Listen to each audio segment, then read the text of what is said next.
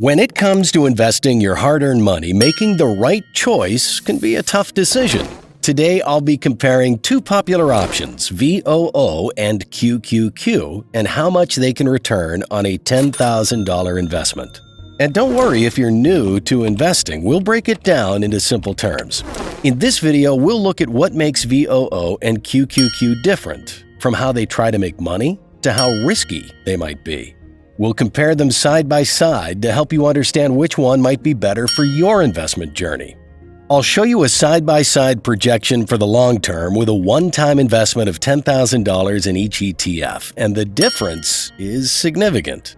One has the potential to yield 5 times the return of the other, crossing over $1 million portfolio valuation. And in the end, I'll show you how you can achieve the same return with less than $150 per month in contributions. First, let's set the stage for the funds. Both VOO and QQQ are big funds with a long history. QQQ started in 1999. It follows the tech-focused NASDAQ 100 index and is known as a large growth fund. It's one of the biggest funds in the tech world, with over $260 billion in assets under management. QQQ is one of the most traded ETFs in the US. Similarly, VOO is one of the largest ETFs tracking the S&P 500. It has even more assets under management, with over $1 trillion worth. VOO is great if you want exposure to the big cap market. It's cost-effective and reflects the market's performance well because it's based on the market value of its holdings. This means if certain stocks grow, they make up a bigger part of the ETF. There are some key differences to note when investing in these two ETFs. First, VOO has a lower expense ratio. VOO's expense ratio is 0.03%, compared to QQQ's 0.2%. Do the math. That's more than 3 times cheaper. Next, we need to discuss diversification, which brings us to our next chapter. VOO and QQQ holdings. Comparing the top holdings of two popular ETFs, VOO and QQQ, offers some interesting insights. Let's break it down. VOO's top 10 holdings included big names like Apple, Microsoft, and Amazon. However, there have been some shifts since then, with Tesla dropping, while Berkshire Hathaway has risen. This shift is noteworthy because Berkshire Hathaway is seen as a value stock, meaning it's priced fairly compared to its earnings. Meanwhile, Tesla is considered a growth stock. These stocks are valued highly because of their potential to grow. On the other hand, QQQ's top holdings also include Microsoft, Apple, Nvidia, and Amazon.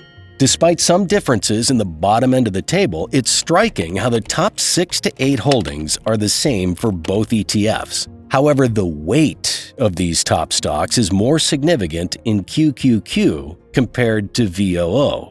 This is because QQQ has fewer holdings, 102, compared to VOO's 508. For instance, in QQQ, those top 8 stocks make up almost half the entire index, while in VOO, they make up less than a third. It's also interesting to note that 2 of the top holdings in VOO, Berkshire Hathaway and Johnson & Johnson, are quite different from those in QQQ, Broadcom and Cisco. Berkshire and Johnson & Johnson are seen as more stable value stocks, while Broadcom and Cisco are more technology-oriented. Furthermore, the concentration of individual stocks mirrors the overall concentration of the top holdings. For example, Apple's weight in QQQ is significantly higher than in VOO.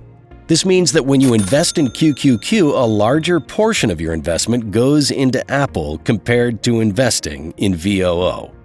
Overall, these differences in holdings and their weights can lead to variations in performance between the two ETFs over time, despite their general similarities in long-term trends. In the end, I'll show you how this slight difference can end up being a difference of a 5-fold return. After that, I'll show you how to reach a portfolio valuation of over $1 million with less than a $150 per month investment. Back to our topic. Based on the stock from the portfolio, the question is, what's better for you?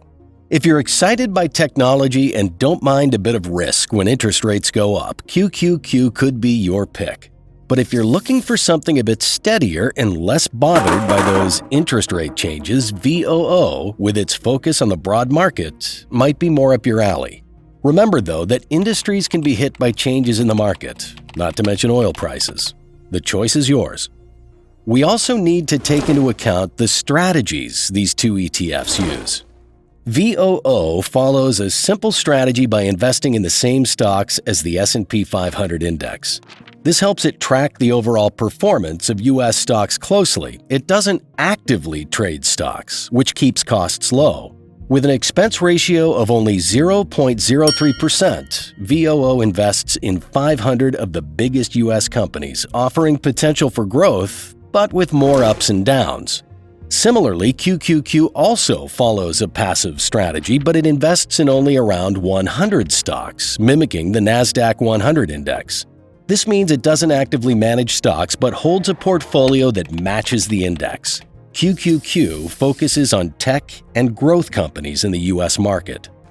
It's important to note that while both VOO and QQQ utilize passive investment strategies, they track different indices and therefore have exposure to different segments of the market. The question is, taking into account both their strategies and risk factors, how good or bad is their historic performance? When we invest, we're all looking for good returns without too many ups and downs. First off, if we look at the year-to-date returns, VOO achieves a 9.94% return, which is slightly higher than QQQ's 8.33% return. The chart on the screen shows the growth of a $10,000 investment in both assets, with all prices adjusted for splits and dividends. This means that, so far, VOO is the better option. But should you invest everything in it? Not necessarily. Why? Well, check this out. When you stretch the graph to a 3-year return, you can see that QQQ, with 36.07%, clearly has overtaken VOO's 27% return. And this lead extends even more when you look at it in the bigger picture of over 10 years, where QQQ has yielded over 390%, while VOO sits at around 178%. This shows that if you're looking to increase your portfolio via share price growth, QQQ is a better option. In the end, I'll show you whether this growth alone is enough to cross $1 million valuation, and I'll show you how and which ETF will help you reach $1 million with only a $150 per month investment contribution. But there's more to a fund than just how much the share price has grown. Let's dive deeper and compare them on a few other things that matter to investors. For starters, which we saw from the graphs, VOO has an average share price appreciation of 10.7%. Next, we consider the current dividend yield, which for VOO stands at 1.34%. Lastly, we look at dividend growth, which for this ETF stands at around 7.14%. The same figures for QQQ look something like this. Average share price appreciation of 17.58%, current dividend yield of 0.55%, and average dividend growth rate of 9.93%. Now, let's calculate John's potential earnings from a $10,000 initial investment based on these figures, starting with VOO. In the first year, John's investment in VOO is projected to reach $11,204. After 10 years, the same investment is projected to nearly triple to $30,630. But the real compounding effect of QQQ starts after that. After 20 years, John's investment will reach $90,940. Give it 10 more years, and in 30 years, John's initial investment has the potential to grow to a valuation of $264,194, and he'll receive $1,113 in dividends every year. In total, this ETF has the potential to add $254,194 to his initial investment, which includes $239,923 from the growth of VOO, while $14,271 came from the dividends. But is this better than QQQ? Let's find out. In the case of QQQ, in the first year, John's investment is projected to reach $11,813. After 10 years, the same investment is projected to more than quadruple to $52,225. But the real compounding effect of QQQ starts after that. After 20 years, John's investment will reach $267,786. Give it 10 more years, and in 30 years, John's initial investment has the potential to grow to a valuation of $1,361,720. In total, this ETF has the potential to add $1,351,720 to his initial investment, which includes $1,344,453 from the growth of QQQ, while $7,267 came from the dividends.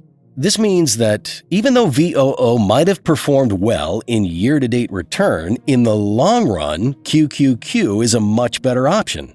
For investors seeking steady growth and lower risk, VOO might be the better option. Its passive strategy and broad market exposure make it suitable for long-term investors looking for stability. However, for those comfortable with higher risk and seeking potential higher returns, QQQ is a much better choice. Its emphasis on technology and growth sectors offers the opportunity for significant growth over time. Now, if you don't have the $10,000 up front and still want to reach the same $1.3 million portfolio as in the case of QQQ, here's the second option for you: monthly contributions. To reach the same $1.3 million valuation, you have to invest around $1,600 in QQQ each year, which is around $130 each month. This won't have a massive effect on expenses, and you can still retire with a $1.3 million fund. Now, if you're interested in earning over $5,000 per month from a $25 per week investment, click the video on the screen.